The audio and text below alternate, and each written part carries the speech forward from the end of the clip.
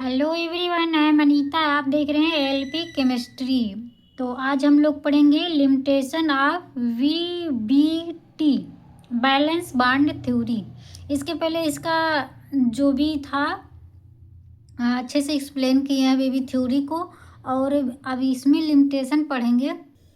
इसका theory detail में पढ़ चुके हैं। अब लिमिटेशन पढ़ेंगे। लिमिटेशन मतलब इसकी सीमाएं, मतलब बीबीटी हर एक थ्योरी जनरेट हुआ है। जितने भी साइंटिस्ट थ्योरी जनरेट किए हैं, कुछ लोग का फेल्ड हुआ, कुछ लोग का कामयाब हुए हैं वो लोग। और जो लोग का अगर कामयाब हुए हैं तो यहाँ पे ये होता है कि कहीं कहीं पे फॉलो करता है वो रूल, वो थ्योरी, और कहीं कहीं पे नहीं फॉलो करता है। तो वीवीटी की जो लिमिटेशन है, सीमाएं हैं, इसमें क्या रिस्ट्रिक्शन है, मतलब कहाँ पे ये फॉलो करता, कहाँ पे नहीं फॉलो करता, ये चीज़ इसमें पढ़ेंगे हम लोग। लिमिटेशन ऑफ वीवीटी मतलब वीवीटी के लिमिटेशन में ये हम पढ़ेंगे। तो इसमें फर्स्ट पॉइंट है, इसको हम लोग डिटेल में इसके पिछले वाले लेक्चर में देख चुके हैं। वहाँ आप लोग अगर डिटेल में इसका थ्योरी और सब कुछ जानना चाहते हैं वहाँ पे जाके देखिए। सो हाँ, देखेंगे। It explain the properties of complexes in coordination number 6 and 4। क्या कह रहा है कि जो ये लिमिटेशन बीवीटी थ्योरी है, इसके प्रॉपर्टीज में क्या होता है, यह केवल 6 और 4 कोऑर्डिनेशन नंबर को ही एक्सप्लेन करती है। जब भी कोई कॉम्प्लेक्स बनता है, जैसे NiCl4 का 2 पॉजिटिव, ये एक कॉम्प्लेक्स है। तो इसमें क्या बोले हैं हम, Cl4, मतलब वहाँ पे 4 कोऑर्डिनेशन नंबर है, तो वहाँ पे 4 कोऑर्डिनेशन नंबर है। और कहीं पे जैसे अगर आ गया कोई भी और कॉम्प्लेक्स ले लिए, जैसे CO है, CO का 6 आ गया, तो वहाँ पे कोऑर्डिनेशन नंबर 6 हो जाता है। तो ये कह रहा है ये केवल 6 और 4 कोऑर्डिनेशन नंबर को फॉलो करता है, क्या, वीवीटी थ्योरी में। उसके पास क्या है, उसके बाद but it can't explain the properties of other coordination number, मतलब अदर कोऑर्डिनेशन नंबर भी होते हैं। जैसे ये केवल 4 और 6 को ही फॉलो करता है, लेकिन 5 कोऑर्डिनेशन नंबर होते हैं, 7 कोऑर्डिनेशन नंबर होते हैं, और काफ़ी 12 है। और जैसे लेंथेनाइड में लिया जाता है उसमें 12 और 18 ऐसे ऐसे कोऑर्डिनेशन नंबर आ जाते हैं, बड़े बड़े कोऑर्डिनेशन नंबर। तो उन सब को नहीं फॉलो करता, और 5 और 3 ये सब भी नहीं फॉलो करता। ये केवल 6 और 4 कोऑर्डिनेशन नंबर वाले जो कॉम्प्लेक्स होते हैं उसी को फॉलो करता है। फिर ये सेकंड पॉइंट है, it can be applicable only in case of monodentate ligand. ये क्या कह रहा है, ये जो कोऑर्डिनेशन कंपाउंड ये बनाता है 6 और 4 कोऑर्डिनेशन नंबर बनाता है, वो भी ये मोनोडेंटेट होना चाहिए। बाईडेंटेट, ट्राईडेंटेट नहीं होना चाहिए, मोनोडेंटेट होना चाहिए। मोनोडेंटेट मतलब जो केवल एक ही इलेक्ट्रॉन शेयर करके बॉन्ड फॉर्म करता हो, जैसे क्लोरीन हो गया। मतलब इसमें एग्जांपल में लिख सकते हैं मोनो बॉन्डेड का, हमारा mono bonded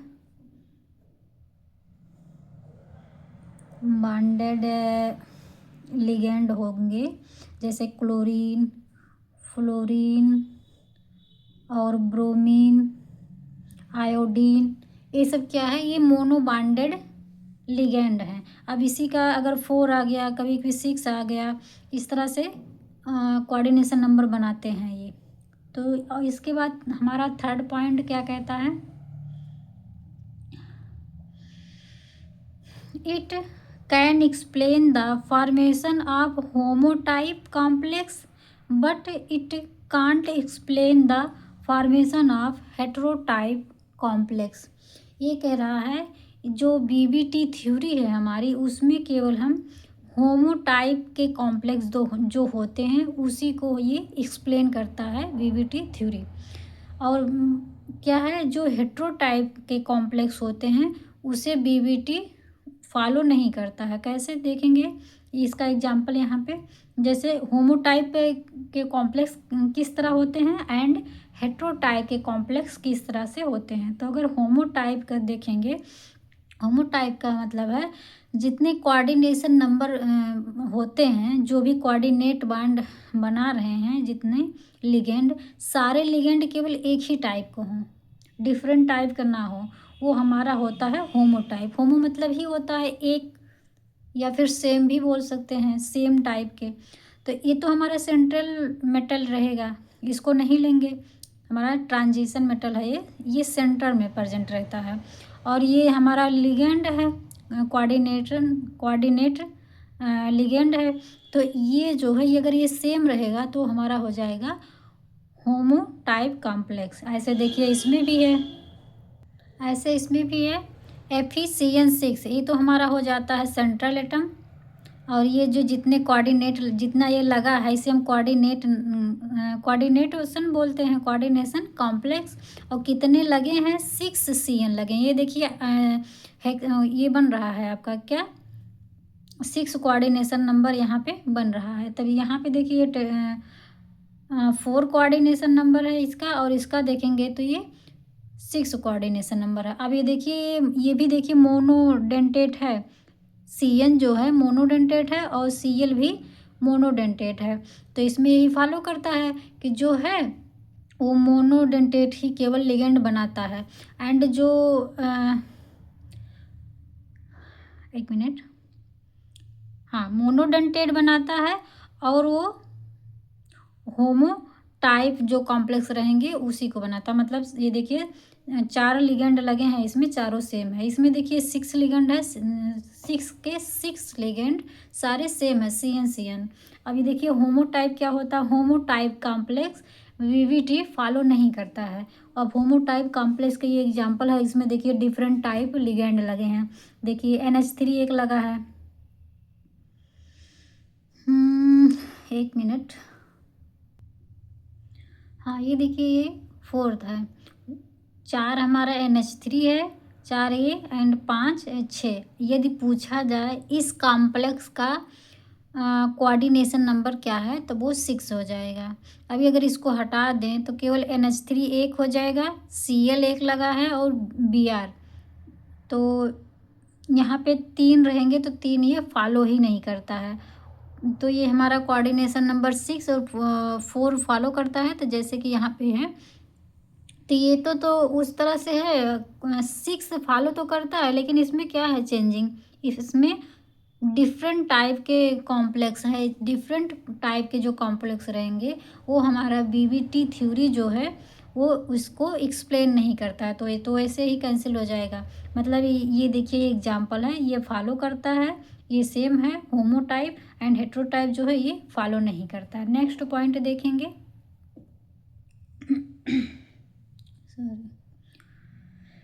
it can't differentiate strong field ligand and weak field ligand. ये क्या कह रहा है, ये जो BBT थ्योरी है ये स्ट्रॉन्ग फील्ड लिगेंड और वीक फील्ड लिगेंड को नहीं बताता है। जैसे पहले कोई भी कॉम्प्लेक्स होता है तो हम जब इलेक्ट्रॉन फिल करते हैं तो स्ट्रॉन्ग फील्ड और वीक फील्ड के अकॉर्डिंग ही फिल करते हैं, फिर तो वैसे भी कर देंगे। लेकिन जो पेयरिंग होता है, पेयरिंग हम स्ट्रॉन्ग और वीक के अकॉर्डिंग ही पेयरिंग करते हैं। अभी जैसे यहाँ पे है, ये Cl हमारा वीक फील्ड लिगेंड है, तो इसका जब वो भरेंगे इलेक्ट्रॉन, यहाँ पे +-2 रहेगा, तभी इसका आ जाएगा ऑक्सीडेशन +2 आएगा। अब ये +2 आ रहा है, तो इसमें इसका जो D सिस्टम आएगा, D8 सिस्टम आएगा, क्योंकि इसमें जो रहते हैं 3D8 and 4s2 outer most electron, इसका जब कॉन्फ़िगरेशन करेंगे तो इतना आएगा। तो यहाँ पे पॉजिटिव आ रहा है 2, तो यस का जो रहता है वो इलेक्ट्रॉन 2 निकल जाएंगे, डी में 8 इलेक्ट्रॉन रहते हैं वही रहेगा। अब D8 है तो डी में हम 1 इलेक्ट्रॉन फिल कर देंगे। लेकिन जो क्लोरीन है ये 4 है, तो ये क्लोरीन जो है ये वीक फील्ड लिगेंड है, तो वो पेयरिंग नहीं होगा। जब पेयरिंग नहीं होगा तो इसका जब हाइब्रिडाइजेशन निकालेंगे तो इसका जो क्लोरीन है ये S और P के 3 ऑर्बिटल में फिल होगा, तो हमारा जो हाइब्रिडाइजेशन आएगा S P3 आएगा। sp3 हमारा क्या बनता है, टेट्राहेड्रल बनता है। तो इस तरह से तो ये टेट्राहेड्रल बन गया। लेकिन अगर यहीं पे स्ट्रॉन्ग फील्ड लिगेंड होता, जैसे कि CN, यहाँ पे CN जो है वो स्ट्रॉन्ग फील्ड बिहेव करता है, तो अगर यहाँ पे CN होता तो क्या होता, तो यहाँ पे पहले तो उसका भी ऑक्सीडेशन निकालते हैं तो +2 आता, +2 आएगा। तो इसमें से 4s2 जो लास्ट वाला इलेक्ट्रॉन रहेगा वो निकल जाता है, तो बचेगा कितना, D8 जब बचता है इसमें D8 इलेक्ट्रॉन, तो जब इसको फिल करेंगे 8 में 5 ऑर्बिटल बनते हैं। इस तरह से यहाँ बताते हैं, हमारे जो डी सेल है उसमें 5 ऑर्बिटल बनते हैं इस तरह से। अब इसमें कितना है, D8 इलेक्ट्रॉन है, D8 में D में 8 इलेक्ट्रॉन है, तो इसको हम इसमें कैसे फिल करेंगे, 1 2 3 4 5, बच के कितने हैं, 3। अब 3 हो रहे हैं तो 5 यहाँ पे हो गया, 5 6 7 8, ये 8 इलेक्ट्रॉन था, 8 इलेक्ट्रॉन हमने D में फिल कर दिया। ये कौन सा सेल रहता है, 3D, इसमें हमने फिल कर दिया। अब जो क्लोरीन था उसमें देखिए यहाँ पे एक पेयरिंग हो सकता है, ये यहाँ पे आ सकता है, लेकिन क्लोरीन वीक फील्ड लिगेंड है तो वो इसमें नहीं आएगा, तो यहाँ पे नहीं आता। तो इसके बाद यहाँ पे रहता है 4s एंड 4p रहेगा इधर, इसमें P में रहता हमारा 3 ऑर्बिटल। तो ये क्लोरीन के केस में ये पेयरिंग नहीं होगा, तो केवल जो क्लोरीन 4 है इसमें एक, इसमें एक, इसमें एंड इसमें, चारों में आ जाएंगे। तो ये हमारा बन जाता है sp3 हाइब्रिडाइजेशन, ये बन जाएगा sp3 किस में, क्लोरीन के केस में।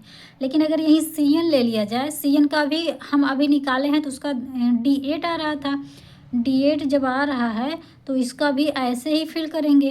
लेकिन यहाँ पे क्या है, CN लगा था ना, CN कितना 6 था, अगर इसको 4 ही ले लें, CN 4 है, तो इसमें देखिए ये जो CN है ये स्ट्रॉन्ग फील्ड बिहेव करता है, इसके वजह से ये जो एक इलेक्ट्रॉन है वो यहाँ पे आ जाता है, मतलब ये इसी को बोलते हैं कि पेयरिंग हो जाता है।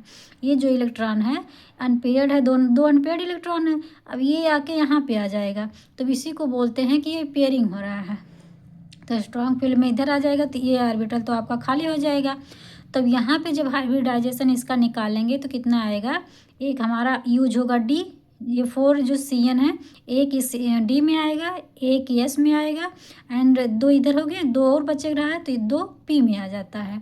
तब ये जो यहाँ का निकालते हैं हाइब्रिडाइजेशन, तो एक D में जा रहा है तो D का लिख लिए, एक S में जा रहा है तो S लिख लिए, और 2 P में जा रहा है तो P का भी 2 लिखते हैं, और यहाँ 2 ना लिख के हम यहाँ पे कर देते हैं।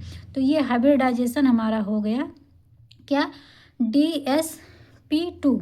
अब जिसका हाइब्रिडाइजेशन DsP2 आता है उसका जो ज्योमेट्री या शेप बनता है वो बनेगा हमारा स्क्वायर प्लेनर, वो बन जाता है square planar.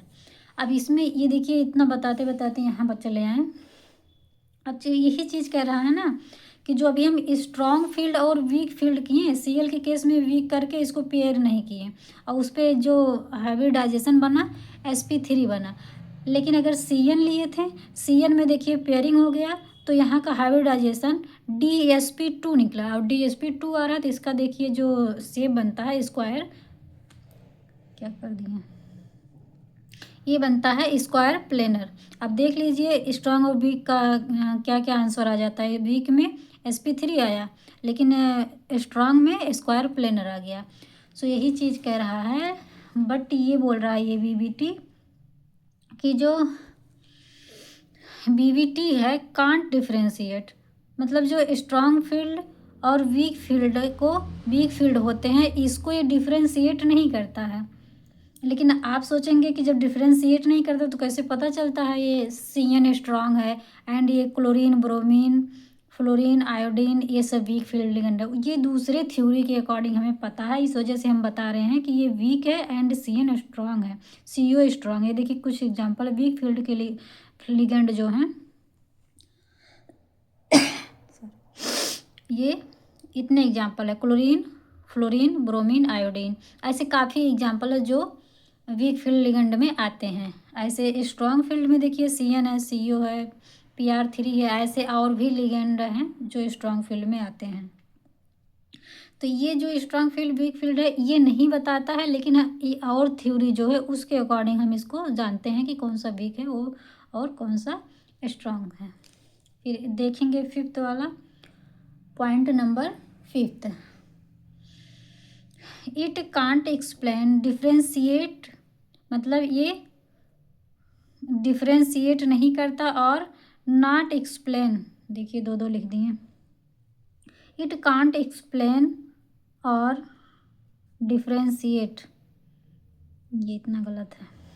It can't explain मतलब ये एक्सप्लेन नहीं करता, और डिफ्रेंशिएट मतलब वही बात होगा, डिफ्रेंशिएट नहीं करता।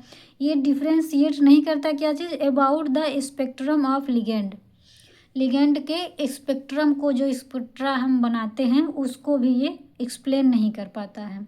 6 पॉइंट क्या है, according to VVT a metal can have differentiate geometry in different complex.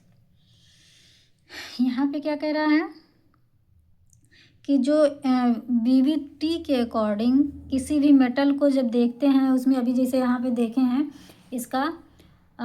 इसका शेप क्या बन रहा है, इसका ज्योमेट्री क्या बन रहा है, अगर CN लेंगे तब क्या बन जाएगा, और CL है तब क्या बन जाएगा उसका शेप ज्योमेट्री। जैसे CL के केस में sp3 आया और CN के केस में CN स्क्वायर प्लेनर आया। यही चीज़ इसको ये बताता है, शेप और ज्योमेट्री जो होता है हमारा VVT बताता है। जैसे इसका देखेंगे NiCl4 2 नेगेटिव, इसका टेट्राहेड्रल होता है, बट इसका देखेंगे NiCN4 का 2 नेगेटिव, इसका देखेंगे जैसे कि अभी हम लोग देख चुके हैं, इसका देखेंगे तो टेट्राहेड्रल एंड इसका देखेंगे तो स्क्वायर प्लेनर आता है।